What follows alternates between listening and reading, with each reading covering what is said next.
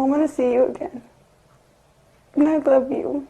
I sat with Angelina Resendiz's mother as the search was underway for her daughter in Norfolk in June. Days later, her body would be found in the Broad Creek neighborhood of Norfolk. Since then, Esmeralda Castle's been demanding answers from the Navy about what happened to her daughter. And now, so are U.S. Senators Tim Kaine and Senator Mark Warner. She has a real right to be deeply, deeply concerned about this.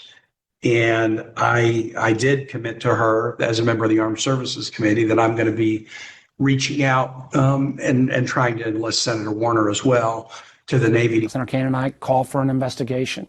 The family deserves answers. In this letter addressed to Secretary of the Navy John Phelan this week, the senators requested a briefing from the Navy by August 14th. They want to know the timeline from Angelina's disappearance to death, the Navy's policies and procedures, and the condition of Angelina's remains when they arrived in Texas. The letter also says it is critical that you provide Congress with significantly greater detail about the circumstances of Seaman Resendiz's disappearance and death, including a more fulsome accounting of the Navy's engagement with Seaman Resendiz's loved ones and fellow sailors who had raised concerns about her well-being. News 3 broke the story earlier this month of the Navy's memo to Congressman Henry Cuellar from Resendiz's home state of Texas. The memo says Resendiz was last seen in the room of another sailor on May 29th, but she never showed up to work the next day. The Navy says they later searched her room and the room of another sailor but didn't find either of them. The NCIS eventually got involved, but on June 9th, Resendiz's body was found. Angelina's mom says she believes there's a lot more to the story. That is intentionally